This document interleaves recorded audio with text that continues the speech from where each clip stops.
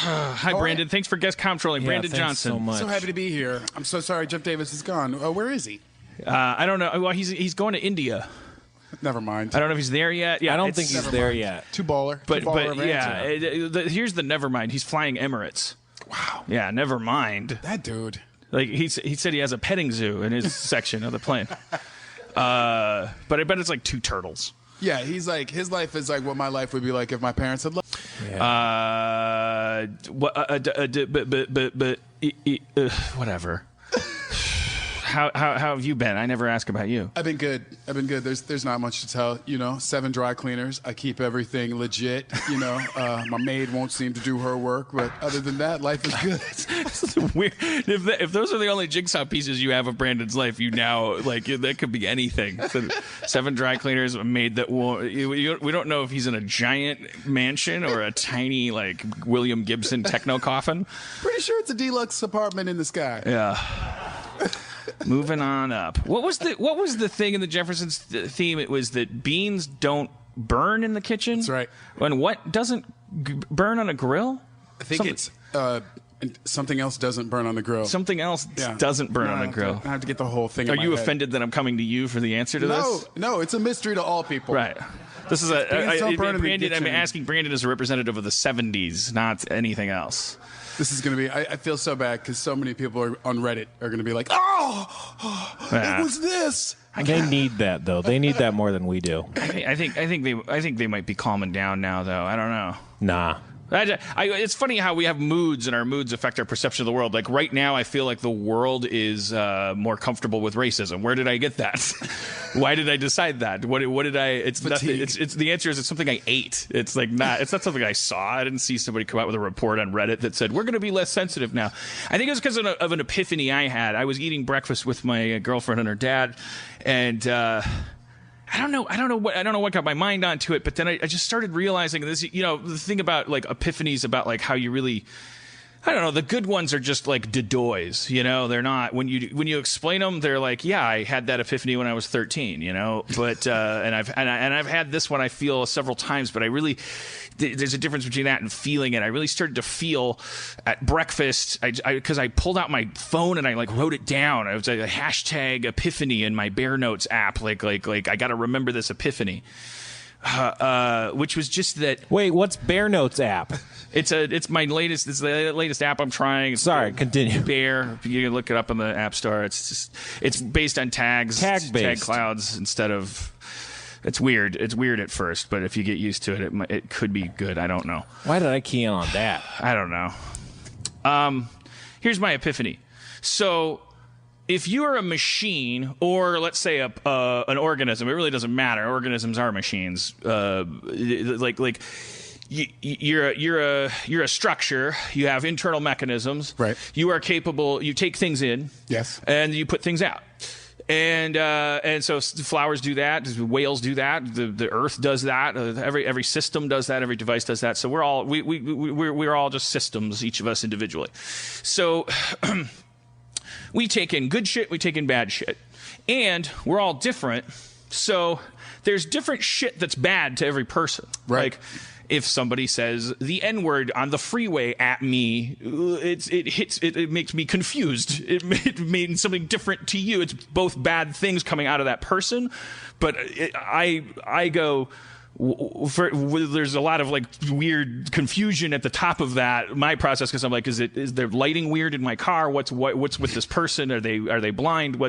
I don't know. Are they on my side and are they black and they're high-fiving me for my awesome driving? The definition of what a bad thing is subjective. It's not about some people are in such a good mood that I don't know. I listen to podcasts where there's people that they have problems, and there's people that want to help them with their problems. So for those people bad, what you and I would consider toxic, that person considers an episode of a podcast. So not to get too derailed with that, but the larger point being, you have all this shit that comes at you, and it's all good and bad mixed up shit. And then we all have the ability as systems to, first of all, we're constantly growing and reprogramming ourselves, restructuring ourselves. just as cells and plants and factories and us.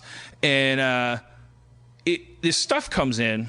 So we, first of all, the miracles that we do have the ability to take in, like, diarrhea, like, not literally, but like verbal diarrhea, such as I'm spouting right now, or really horrible, toxic, like horrible shit, like what you see on Facebook or Twitter, or toxicity, or someone attacking you in a comment section because you said something wrong, or you know, bad shit. Like we have the ability, a filter, to turn it into good shit. The classic example being that if I have a terrible life, if I am, if everybody picks on me, if I feel awful, if I have feelings of anxiety and depression and things because of the shit that's happening to me in my life, but then I write a play about it, and then everyone goes and sees the play and walks out feeling really good, not because it's a feel-good play, but because they saw a good play. Like, there's catharsis. Like, you could see a depressing play and be like, wow, he fucking nailed it. He knows exactly how depressed I am. And then some of your depression comes out. The bottom line being, like, as we all know, you can take in bad stuff and you can put out good stuff. And in fact, that's kind of what we try to do all the time. So, like, you know, now that times have gotten, for most of us, very challenging, there's a lot of shit in the air. There's a lot of bad stuff coming at us.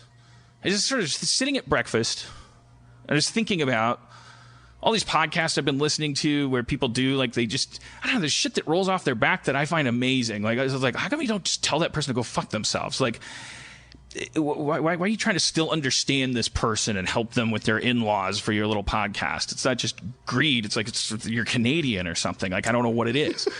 I guess I should promote the podcast I'm describing. It's on the Gimlet network. It's called Heavyweight. Okay. It's this guy John something, and he just makes his friends and family's business all his business, and he's like a really friendly guy, and he like tries to resolve long unresolved issues, family members that aren't speaking to each other for decades. Are they on the show? Yeah, the person, a friend or a relative or someone that he knows will come to him with something that's been weighing on them. I think that's why it's called Heavyweight. And then he'll just get up all in their shit and like make phone calls and like arrange meetings. And so I was just kind of marveling at the guys, like, because there's people that attack him, there's people that criticize him, there's people that are engaged in vampiric toxicity towards him or shit. Like his famous episode is the one where a friend of his who is a guy who gave Moby all of those black people LPs that Moby used to launch to become like a billionaire. Yeah. Like oh mama, don't got a fishbone on my plate. Like and then Moby like resampled, like the guy that gave that disc set to him or whatever is also a musician, but is like, you know, he's not Moby and he's not actively. So there's a whole episode about him like wanting to like just basically get near, you know, talk to Moby again, and kind of like it was weird and it was awkward and this guy that like gets involved in this shit. It's like he actively gallops into shit that I would be like, no, fuck that, nope. Yeah. And so I was sitting at breakfast kind of like digesting, having binge listened to this guy's podcast, and I was just like, hey, I'm a bad person. Like I don't like I should be, after all I've gotten, after all, you know, it's like, why am I so sensitive if this guy isn't? And I was like, wait, well, sensitivity, he's sensitive too. And I was like, sensitivity is different from fucking systemic shutdown. Like you can be sensitive to garbage. Like you can be like, that guy's lying, that guy's racist, that guy's full of shit, that guy's kind of full of shit but trying to convince himself he's not full of shit. So like you can have a really laser resolution of bullshit detection, and that person wants something from me, that person's a drag, that person's an energy drain, you know, but you don't need to, it's not a superior machine that recognizes that shit and then in response to anything less than perfect goes pew. Right. And that's kind of what we're doing probably a little too much of, is going like, oh no, you just said that, and nope, you know, that either like makes me blow a whistle that like shrieks at the top, you know, at 1,000 decibels.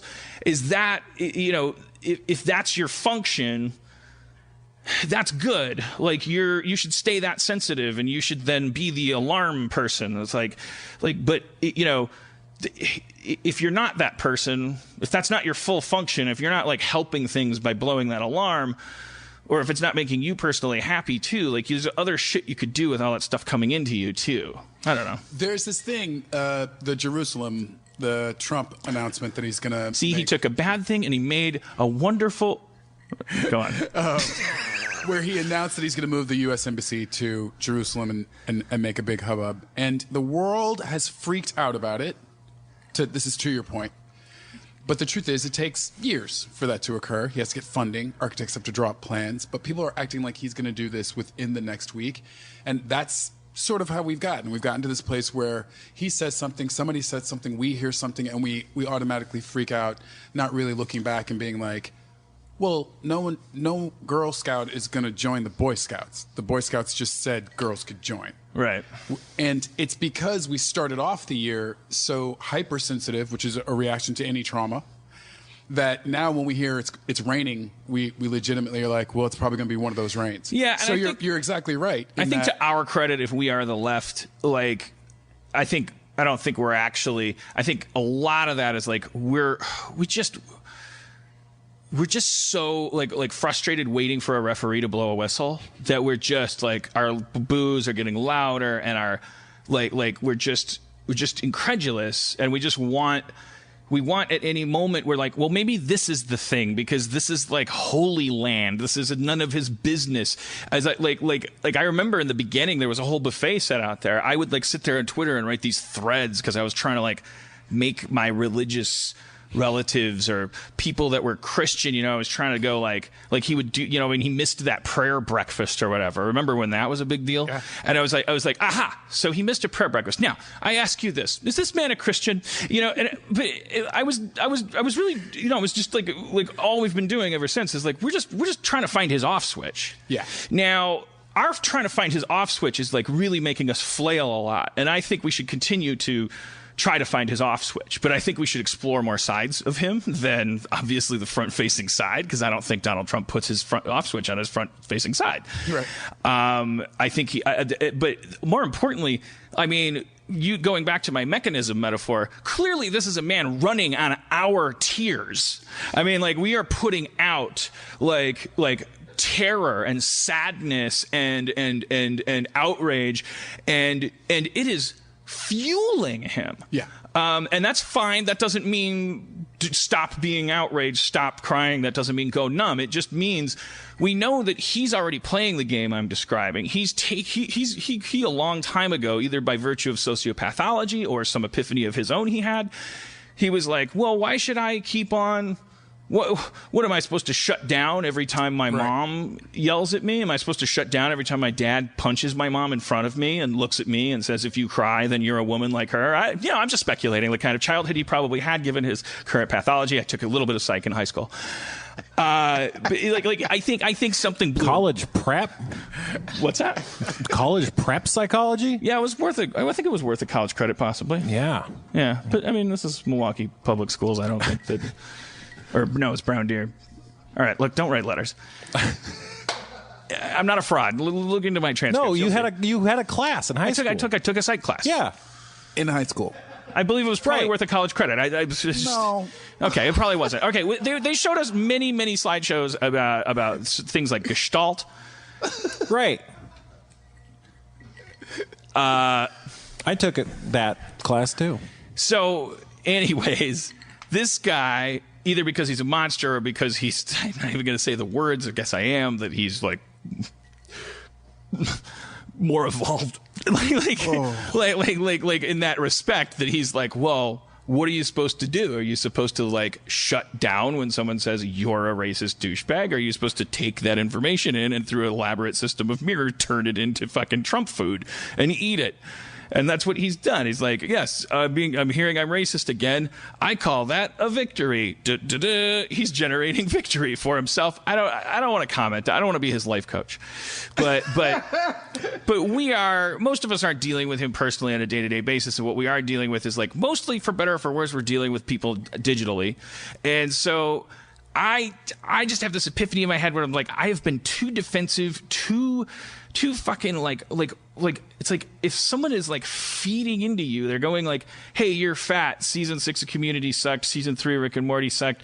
You're a cuck. You're again with the fat. I can't. People aren't really that. I don't know. They give you chemicals and a little line that they've stuck into you. You're receiving it, and then you just take it in. You process it. There is like, if somebody says, we should make America great again by getting rid of all the brown people, like, you could process that and go, I think it's great that you think America's great. I love America too. Oh. Now, I'm pretty sure you're talking to a person with a mental disability. And at which point, to continue to take what they're saying seriously. Well, no, we're not. We're not difficult. We're not trying. We're not wasting time on this person. You're correct to correct me on that. Once someone calls people brown people, I'm pretty much like, Brandon, those were my words. I don't know what this person. This motherfucker hates math. First and foremost, you're correct about that. We're not going to get in arguments with these people. We're not going to try to change them. Certainly not. But what we're finding, I think, is that these people, when we do the other thing besides try to change them, which is like just kind of like fucking like, I don't know, whatever you call it. Like sometimes, a lot of times I just block them. I don't know if they might be getting energy from that. They are. You should mute them instead. They don't know. Yeah, but if you mute them and they directly tweet you, the mute is not function. Not anymore. They upgraded the mute button? As far as I understand, I've never seen anything from a muted person unless I sought it out. But it used to be like that. That's what I do now. Now I have like 1,000 muted people. At one point, I had 911 muted people.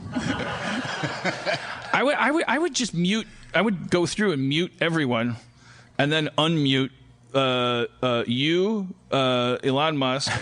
People do that, and like my girlfriend or whatever, and that would be called, I guess, Facebook or like. Yeah, pretty much. All right. Well, yeah, there's a little bit. You're correct about the overload.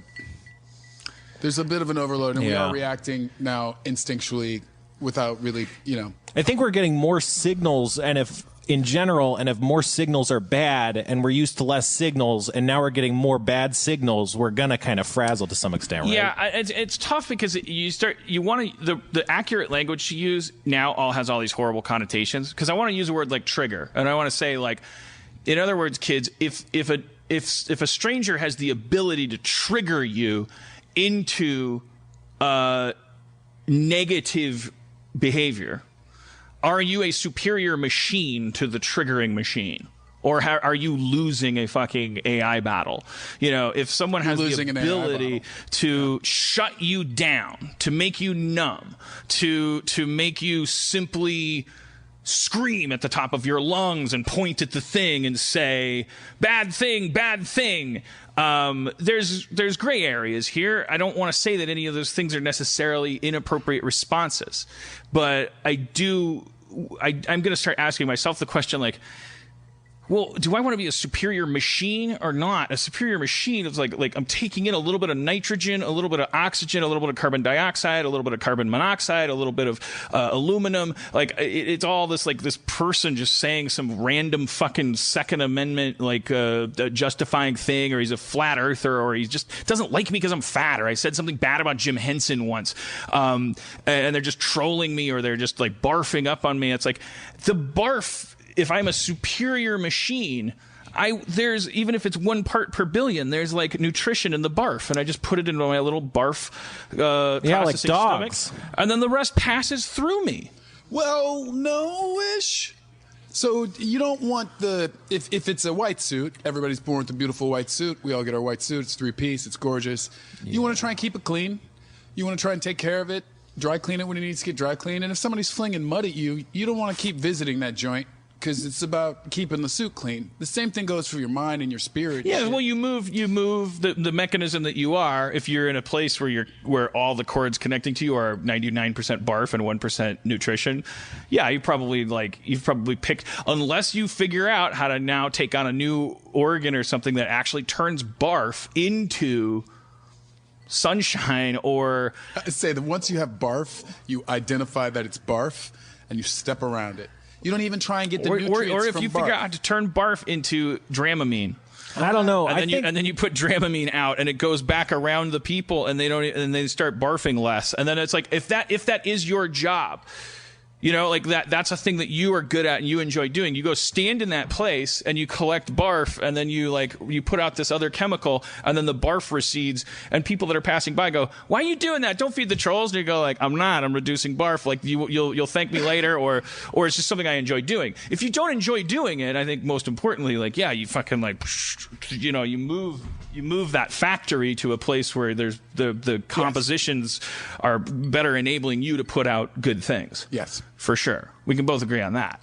I just think there are some people out there. I think we could have some of these trolls on our side if they could start to understand that there's like a way. People like people. There are people that troll because they don't trust.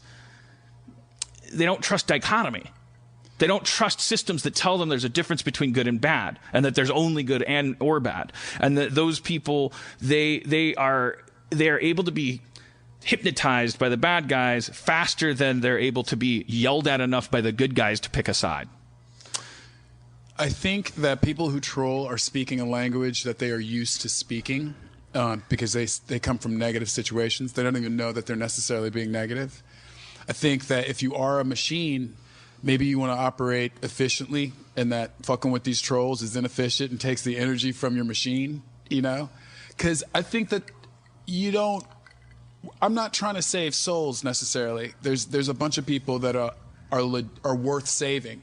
So I take that level of compassion that you're expressing for these trolls, and I give it to people who are actually fighting for good. Yeah. You know? Well, in that example, then it's like So you're saying, Brandon Johnson, my philosophy represented like a 2D overhead map where there's like lichen over here and trolls over here, and like there's a bridge, sunflowers over here. And all this. It's like you're in a really specific position where you put yourself where you're able to expose yourself to the ingredients you need to then you're pumping help to the people that you are saying deserve it, you know, that need it. They're like, oh, if that person needs, like me, for instance, if I don't have you in my life, my altitude would be lower. You pump me with levity chemicals. Trying to make me cry, Harmon. Trying to make me be a bitch up here. I see you. It's not gonna work. I mean, this epiphany is useless to you. I knew that coming in. Like, this is the epiphany that I needed. No. I mean, I'm saying like you're not somebody that's functioning at a low enough level to need this epiphany. Like you the things that you've said in the past on the show when we get into this area. Like I know you get this. Like I kind of like I'm getting there now because I'm like I just like. I've been to. It's like why am I letting so many things in an uncontrollable world control me? Well, this is the thing. I think as we get there, because we're always getting there, regardless of what level. One of the things that we pass on is the information. So I'll make this real quick, is that we've had to all mobilize, but the older people have had to talk to the younger people about how to do it because they've been fighting for 40, 50 years, right? So like anybody who's 30 and under didn't know how to get together and rally and do all this shit. So I kind of feel like it's everybody's duty to say, this is the part of the journey that I would do like this, so that you can continue to fight, because you get this thing called oppression fatigue where you're really tired of taking in all the bad shit and listening and trying to save puppies and people at the same time. And you get this roadmap that says, okay, so this is how you do this. And one of the ways that I always think you do it, just my 2 cents, having fought for a long time, is you really don't spend time on the people who have very clearly executed that they're not going to come around. And you really spend more time on the people that are working hard in the streets to do what they do. It's like you take that compassion for a troll, like I said, and you give it to a mother of 3 who's taking a bus every day, and then you really do see it go farther. Like if I save a troll, I don't know that I'm helping anybody. That motherfucker might still be selfish. You aren't even engaging with the troll. You're engaging with like the shark fin that the troll is putting above the water, and they're only putting it above the water because the rest of them is like safe, tucked away, and is not being engaged with. Like that's what they come for, is just to like do this kind of shark thing. Or if we look at them as machines, because it'll make the metaphor easier for me. Like there's some of the bad guys are like, one of their techniques is to just spray gas into the air where you, like Joker. no interaction with them whatsoever and no relationship with them and no desire for them to be one thing or another. You're just breathing farts everywhere you go. You go to Albertsons and everyone's in a bad mood because just collectively everybody is convinced that that everyone hates each other in general. I mean, this is just a function of the new thought wars that we're having, the meme wars. Like this is the former Soviet Union tested this and demonstrated it on all their little satellite states that tried to break ranks. We watched them hack and fucking troll them and say, you're having a civil war down the street. Your black people don't like your white people. It's happening down the street from you. And the people in their homes going like, I don't hear any mortar fire. Right. And it's just massive confusion. Gas. It's just gas. You didn't have to ask for. So I guess part of my epiphany is like, okay, so the air has changed. Yes, it's changed. Yeah. Okay, so am I a person who's going to go buy a gun? Yep. But now that I'm thinking about it, like that was my reaction to worrying that people were going to die, worrying that my family was going to be safe, worrying that I couldn't take care of my dogs, my housekeeper, my neighborhood, myself. Yeah. Like, I let that fear make me go put money into a mechanism of hatred and violence.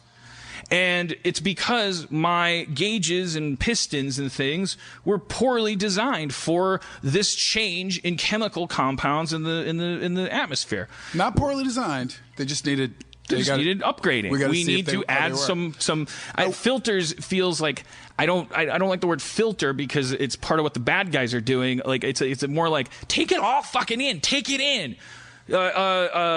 Michael, it's me, Kit. This is a Knight Rider reference. It was a show. Michael, Kit says, I'm detecting a change in the atmosphere. There's like take it in and fucking study it. Yeah. Like, oh, there's a 10% increase in nitrogen and a decrease in oxygen. Okay, I'll work on a schematic for a part of my engine that will be nitrogen powered that'll generate more oxygen. Or so it's like, even if that just means like, yeah, you just. It starts with self-examination and then it's awareness. It's like, be aware of what's happening to you. It's time to check in with yourself about how you're feeling when you're feeling it, and don't be afraid to say, I feel sad. I feel like I want to give up. I feel so angry. I want to smash somebody's face in. But then, like, you don't have to do any of that stuff to feel it. You just examine those feelings, and then you like have a board meeting inside your heart and go, okay, so we're taking stuff in through our intake valves that are making us violent and fearful and numb. Let's figure out. Let's just be aware of that. Yeah. For a week.